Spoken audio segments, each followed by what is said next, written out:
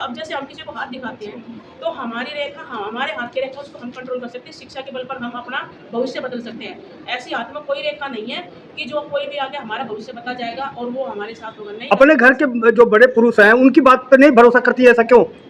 क्योंकि ऐसा होता है ना कि जब हमारे दिमाग में एक पाखंडवाद आ जाता है ना, तो हम किसी की बात सुनने को राजी नहीं है। जब तक कहते हैं ना सांच को आँच नहीं, जब तक उन्हें वो एक चीज़ दर्शाई जाएगी ना, जब समझाया जाएगा तो उनको तब समझ में आशा आएगी। है कि वर्तमान में जो स्थिति है इससे बेहतर होगा। ये जो आपको समझाएगी कि आपके लिए क्या ज़रूरी है, पूजा पाठ ज़रूरी है, वहाँ से आपको सब कुछ मिलेगा, या संविधान पढ़ने के बाद, एजुकेशन लेने के बाद आप अच्छी पोस्ट पे जाओगे, वो ज़्यादा ज़रूरी बताएं। उनको हम जाके शिक्षित करें, उनको हम जाके इन्फॉर्मेशन दें कि भाई तुम्हारे पास ये अधिकार है, तुमको ये जानने की सवाल करने की अधिकार है। और जो भी उनके मौलिक अधिकार है, जो भी उनको मौलिक अधिकार दिए गए हैं 6 के 6, उनके बारे में हम उनको बताएं।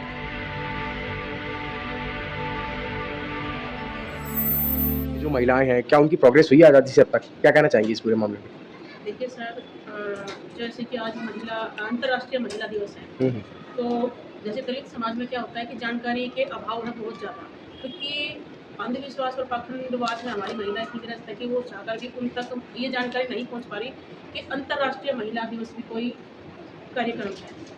तो जैसे कि आप जानते हो कि हमारी कहानियों में ये लड़ाई महिलाओं, क्योंकि पढ़ी लिखी महिलाएं थी और पढ़ी लिखी महिलाओं ने जो है ना संघर्ष किया, उनको पता है कि शिक्षा एक ऐसी चीज़ है कि आप हर चीज़ में हर चीज़ों को जानकारी के अभाव पे आप लड़ सकते हो, क्योंकि शिक्षा के बल पर आप बहुत कुछ कर सकते हो। शिक्षा के बल पर आपको पता है कि जैसे 15-16 घंटे जॉब के हैं तो आपको 8 घंटे करने चाहिए, क्योंकि महिलाओं को पढ़ा लिखा होने के बावजूद भी अपना घर भी देखना होता है, बच्चे भी देखने होते हैं। तो कहीं ना कहीं 8 घंटे अगर ड्यूटी के निकालते हैं तो वही बाहर की महिलाएं, उन्हें शिक्षा के दम पर अंतर्राष्ट्रीय महिला जो घोषित हुआ है, वो ये लगा लो कि हमारे भारत में अब तक बहुत सारी जगह ऐसी है जो अंतर्राष्ट्रीय महिला दिवस क्या होता है उसके बारे में जानकारी है भारत के अंदर।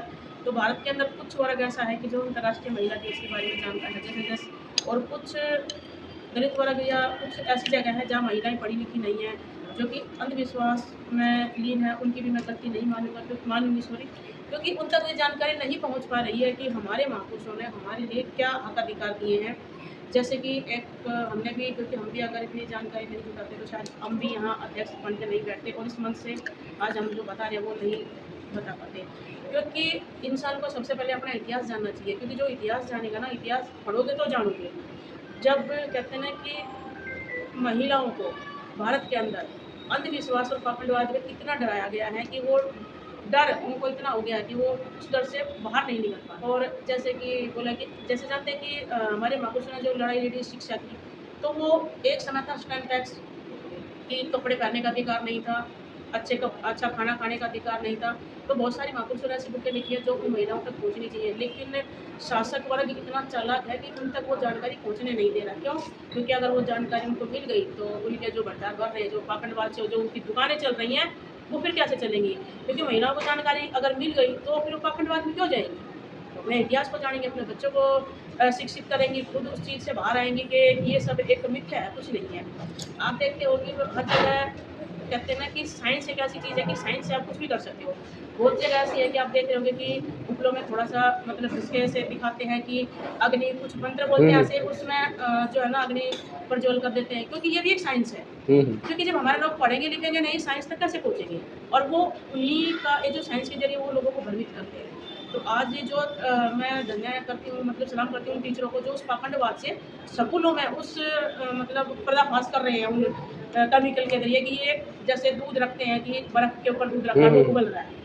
और जो लोग उसमें लिखते हैं जो कि इस चीज़ से वाकिफ़ नहीं है, तो वो तो यही सोचेंगे कि बर्फ़ के अंदर रखा दूध उबल रहा है। उनको ये पता नहीं है कि इसके अंदर केमिकल डालने के बाद वो केमिकल दूध को उबालता है, वो गर्म नहीं होता। और जो सामने जो महिलाएं जानती हैं ना, उनको तो यही लगेगा कि ये जो है ना दूध मतलब एक चमत्कार है, जबकि चमत्कार नहीं है। ये खाली साइंस के अकॉर्डिंग है। और कितने सारे लोगों ने उस चीज़ को सोशल मीडिया। मैडम एक सवाल है मैडम, हाँ जी। महिलाएं जो है अपने बड़े पुरुष जो अपने घर में होते हैं उनकी बात नहीं मानते, जो अनजान बाबा आता है उसको हाथ दिखाती हैं, उनको कैसे सचेत करेंगे आप? सचेत करेंगे कि जो आपका हाथ देखते हैं, पहले आप उनकी स्थिति जानो। अगर उनके मतलब हाथ देखने के लिए अगर इतना बल हो तो सबसे पहले वो अपनी हस्तरेखा देखने के बाद अपना भविष्य संवारते, ना कि हम लोगों का। जो अब जैसे हम किसी को हाथ दिखाते हैं तो हमारी रेखा, हमारे हाथ की रेखा उसको हम कंट्रोल कर सकते हैं। शिक्षा के बल पर हम अपना भविष्य बदल सकते हैं। ऐसी हाथ में कोई रेखा नहीं है कि जो कोई भी आके हमारा भविष्य बता जाएगा और वो हमारे साथ होगा, नहीं। अपने घर के जो बड़े पुरुष हैं उनकी बात पर नहीं भरोसा करती है, ऐसा क्यों? क्योंकि ऐसा होता है ना कि जब हमारे दिमाग में एक पाखंडवाद आ जाता है ना, तो हम किसी की बात सुनने को राजी नहीं है। जब तक कहते हैं ना सांच को आँच नहीं, जब तक उन्हें वो चीज़ दर्शाई जाएगी ना, जब समझाया जाएगा तो उनको तब समझ में आएगी।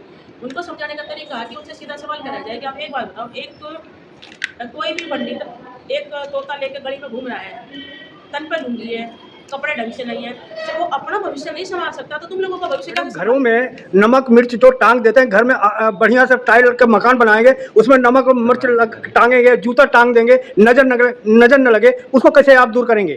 अब ये बताइए कि हमारे छोटे छोटे मकान हैं और जरा से हम लोग पैसे लगा तो मिर्ची और नींबू खाने के काम आते हैं, ना कि नजर उतारने के। उसको उतारो और उसका शरबत बना के पी जाओ, क्योंकि ये भी अब पूरी काल्पनिक है।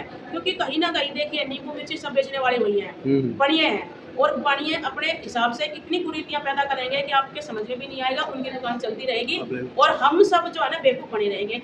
क्योंकि आप ये बताइए कि सबसे ज़्यादा किसान मिर्ची उगाता है। अगर इसके अंदर इतनी शक्ति हो तो जो किसान मिर्ची उगाता है, दिन रात मेहनत करके इतना बीज उसको बोता है और उसको कितनी मेहनत से उगाता है, तो सबसे पहले तो उसके दुख दूर होने चाहिए ना कि एक दो चार मिर्ची लगाने से कैसे। बाहर जो लोग ओढ़ी लेते हैं, इतने फरारी लेते हैं, वो तो कभी जूता नहीं टांगते। एक सवाल मैडम, एक सवाल मैडम, लास्ट सवाल मैडम, जैसे अभी बात चली थी महिलाएं घूंघट काटती हैं, अब पुरुष को भी आंदोलन चले, पुरुष भी घूंघट काटेंगे, इसमें कैसे देख रही हैं आप उसको?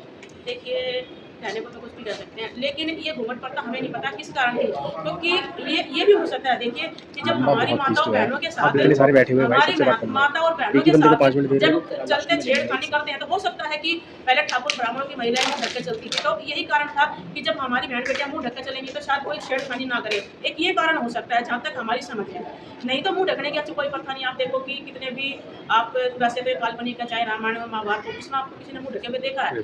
अंग क्या ऐसा एडवोकेट मोनिका जी, कोई मुँह नहीं ढकता। आप वर्तमान भारत में महिलाओं की स्थिति को कैसे देखते हैं? जो वर्तमान सिनेरियो चल रहा है, कैसे देख रही है महिलाओं को आप इस देश में, और क्या बदलाव होना चाहिए? परिवर्तन तो देखो हो रहा है, और नदी का जो माइक के परिवर्तन हो रहा है और परिवर्तन दिख रहा है। परिवर्तन कैसे दिख रहा है इसका जीता जागता सबूत हम आप लोगों के सामने बैठे हुए हैं। ये सब शिक्षा की वजह से है, ये सब उस संविधान की वजह से है जो बाबा साहेब ने हमें दिया है। और आगे आने वाले टाइम पे अगर बेटियां पढ़ रही हैं, जब उनकी माँ, हमारी माँ जो है, हमारी नानी दादी जी, वो पढ़ी लिखी नहीं थी, पर उन्होंने हमें पढ़ाया, अपने बच्चों को पढ़ाया, जिसकी वजह से आज हम लोग इस मुकाम पर खड़े हैं। तो जब हम पढ़े लिखे हैं तो हमारी बेटियां, आज हम वकील हैं, आज हम जज बन रहे हैं, आज हम डॉक्टर हैं, इंजीनियर हैं, तो हमारे बच्चे कहाँ होंगे? हमारे बच्चे हमसे ऊंचे ओहदे पे होंगे। यही कहना चाहूँगी, आगे आने वाली जो स्थिति है वो इससे बेहतर है, और बेहतर की उम्मीद हम कर नहीं रहे हैं, हम उनके लिए रास्ता बना रहे हैं। और उस रास्ते पे जैसे पहले हम के कहने पर चलते आ रहे हैं, उनके कहने से हमने पढ़ाई लिखाई करी, हमें शिक्षा मिली, तो अब हम अपने बच्चों के लिए रास्ता बना रहे हैं। और ये आशा है कि वर्तमान में जो स्थिति है इससे बेहतर होगा। और एक बहुत ही खास सवाल है वर्तमान समय और हमारी आज़ादी और संघर्ष अब तक का, कि आज़ादी का इतना समय हो गया, महिलाओं को आधी आबादी के हिसाब से 50% आरक्षण क्यों नहीं मिलना चाहिए? 33% जीती है यार। 50% आरक्षण तो लागू होना चाहिए। हाँ। क्या इसके लिए कोई पहल, कोई अपील? आरक्षण 50% जितनी पॉपुलेशन है ना, आबादी के हिसाब से 50% की हिस्सेदारी होना, ताकि महिलाएं मजबूत बने। आप क्या कहेंगे? महिलाएं मजबूत अब धीरे धीरे बन रही हैं, पहले की स्थिति के अकॉर्डिंग अब महिलाओं की कोई स्थिति नहीं है, आगे बढ़ रही हैं महिलाएं और निरंतर बढ़ने का प्रयास कर रही हैं। जैसे जैसे परिवर्तन हो रहा है, वैसे वैसे शिक्षा का जो अधिकार हमें मिला है, उसकी वजह से हम लोग सीढ़ियाँ चढ़ रहे हैं। मैं एक minute, according to the situation 50% की आबादी है, मतलब महिला आधी आबादी, आप सवाल समझ रही हैं, सिर्फ इतना सा इसके बारे में बता दीजिए, जरूरत है या नहीं है? बिल्कुल है सर, क्योंकि हमारी आधी आबादी जो 50% आरक्षण है, तो हमारी महिलाएं माइक की नदी आ जाओ। जैसे जैसे हमारी महिलाएं जागृत होंगी ना, तो वो अपने हक अधिकार लड़के ले लेंगी, लेकिन अभी थोड़ा सा समय लगेगा।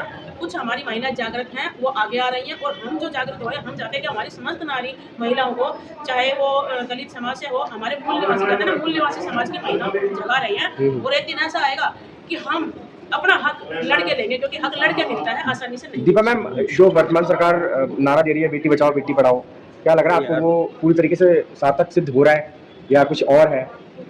देखिए, बेटी पढ़ाओ बेटी बचाओ, मेरे को तो ऐसा कुछ दिख नहीं रहा। बीजेपी सरकार जो कार्य कर रही है वो तो उल्टा हम लोगों से एजुकेशन भी छीन रही है और उल्टा हमारे लोगों को धर्म पे डाल रही है कि आप ये कीजिए, पूजा पाठ कीजिए, यहीं से आपका समाधान होगा।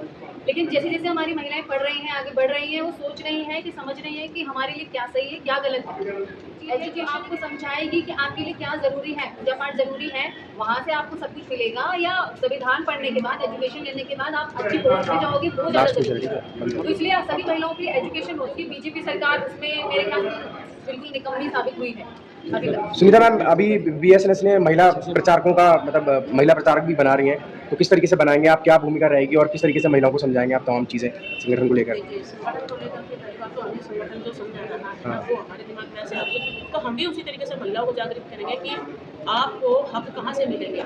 अगर उनको उन्हीं के तरीके से समझाएंगे, जैसे पाखंडवाद में है तो लोग कहते हैं कि भी यहाँ आओ पंडालों में, हम उन महिलाओं को जागरूक करेंगे। अगर इनकी जो पंडालों में अगर सभी चीज़ें मिलती तो फिर ये उसमें क्यों जा रही है कार्यालय में, क्योंकि सभी हमें बताया जाता है कि तुम्हारे को जो सारी चीज़ें यहाँ से मिलेगी कि भाई मंदिरों में आओ जल चढ़ाओ। तो ये बताइए कि ये संसद में क्या करने जा रही है? अगर इतनी ही सक्षम, इतनी शक्ति इनके मठों में है तो फिर ये संसद में क्या करने जा रही है? तो महिलाओं को शायद जल्दी समझ में आ जाएगा कि शक्ति सिर्फ हमारे जो महिलाओं को रक्षा सुरक्षा और जो हक मिलेंगे ना, वो उसके क्या बोलते हैं, संविधान के जो हमें हक अधिकार जो बाबा साहेब ने मिले वो हमें मिलेंगे उससे। अरे संविधान से नहीं, संसद से, सॉरी, क्योंकि हमें संसद का घेराव करना पड़ेगा और संसद तक हमें अपनी आवाज़ पहुंचानी पड़ेगी। यूजीसी के बारे में क्या आपका सोच है? यूजीसी आप समर्थन में या विरोध में है?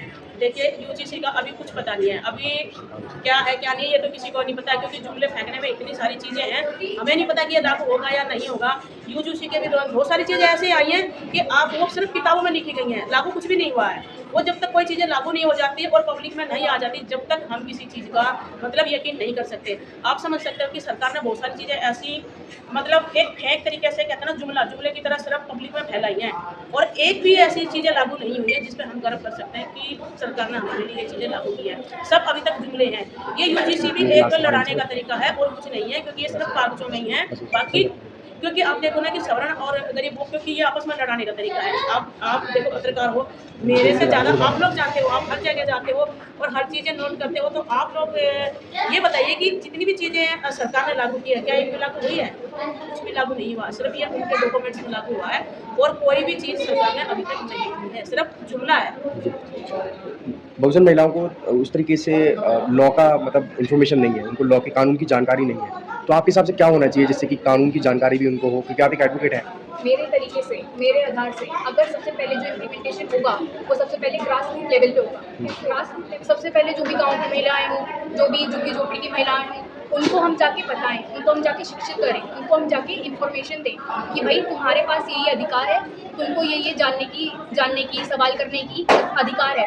और जो भी उनके मौलिक अधिकार है, जो भी उनको मौलिक अधिकार दिए गए हैं 6 के 6, उनके बारे में हम उनको फंडामेंटल राइट्स के बारे में बताएं, डीपीएसपी के बारे में बताएं, और सारे अधिकारों के बारे में बताएं, और सारे सवालों के बारे में बताएं कि वो किन किन तरीकों से पूछने और जानने की अधिकारी है। तो क्या यही एक बड़ी वजह है जो महिलाओं का शोषण लगातार हो रहा है, कानून का नहीं जान पाना? उनको बिल्कुल ये एक मेन समस्या है।